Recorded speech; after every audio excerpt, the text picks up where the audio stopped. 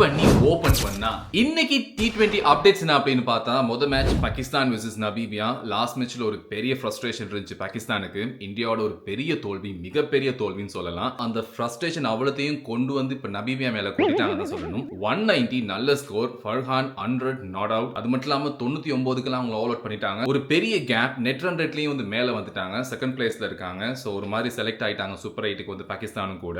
அது மட்டும் இல்லாம இன்னைக்கு நடந்த மத்த மேட்ச்ல UAE against சவுத் ஆப்பிரிக்கா, அதுலயும் சவுத் ஆப்பிரிக்கா அசால்ட்டா வெத்திட்டாங்க. ஒரு மாதிரி 122க்குலாம் ஆல் அவுட் பண்ணிட்டாங்க UAE. 13 ஓவர்லயே முடிச்சு விட்டாங்க. ஆரம்பத்துல இருந்தே சவுத் ஆப்பிரிக்காவும் இந்த டோர்னமெண்ட்ல டாமினேட் பண்ணிக்கிட்டே இருக்காங்க.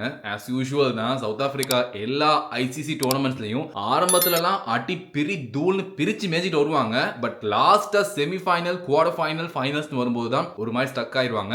இந்த டைம்ல அந்த கர்ஸை பிரேக் பண்ணி ஃபைனல் T20 வேர்ல்ட் கப்பை வின் பண்ணுவாங்களா அதையும் நம்ம பார்க்கலாம். ஓவரால் பாயிண்ட்ஸ் ABCD 4 டீம்லையும் பார்த்தோம்னா டீம் ஏல as usual இந்தியா ஆல்ரெடி 3 மேட்சையும் வின் பண்ணி லாஸ்ட் பாகிஸ்தான் மேட்சோட வந்து அவங்க சூப்பர் 8க்கு செலக்ட் ஆயிட்டாங்க.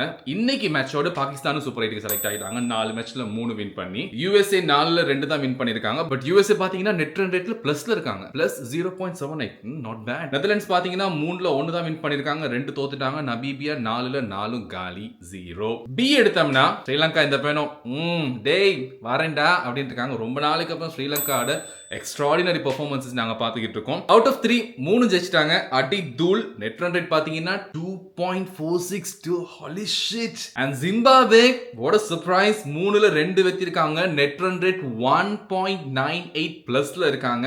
Great thing. அயர்லாந்து தான் இங்க 3ஆவதா இருக்காங்க. 4ல 1 வெத்தி 2 தோத்து அவங்களும் பிளஸ் 0.150. கண்டிப்பா அதை நம்ம பாராட்டி ஆகணும். அண்ட் 4வது இடத்துல தான் யார் இருக்கா, நம்ம ஆஸ்திரேலியா. சோ ஆஸ்திரேலியாவுக்கு வந்து இப்படிதான் அடுத்த மேட்ச் ஜெயிச்சாலுமே கூட ஜிம்பாப்வே ஜெயிச்சிட்டாங்கன்னா ஜிம்பாப்வே அண்ட் ஸ்ரீலங்கா போயிடுவாங்க சூப்பர் 8க்கு. ஆஸ்திரேலியாவுக்கு சான்சஸ் இல்ல.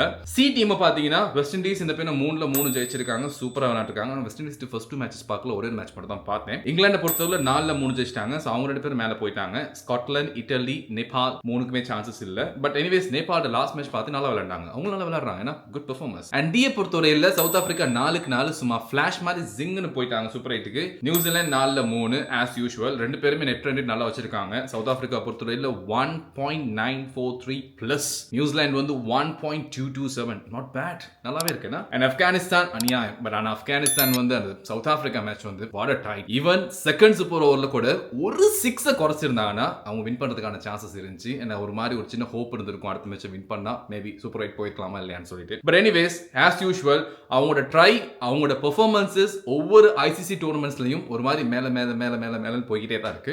நல்லாவே பெர்ஃபார்ம் பண்றாங்க. அண்ட் UAE ஓகே ட்ரை பண்ணாங்க, very good. Canada not bad, 3க்கு 3மே தோத்து. So South Africa, New Zealand. But super 8 பொறுத்தவரையில நல்ல ஒரு டஃப் டீம்ஸ் இருக்கு. இந்தியா, பாகிஸ்தான் ஏல.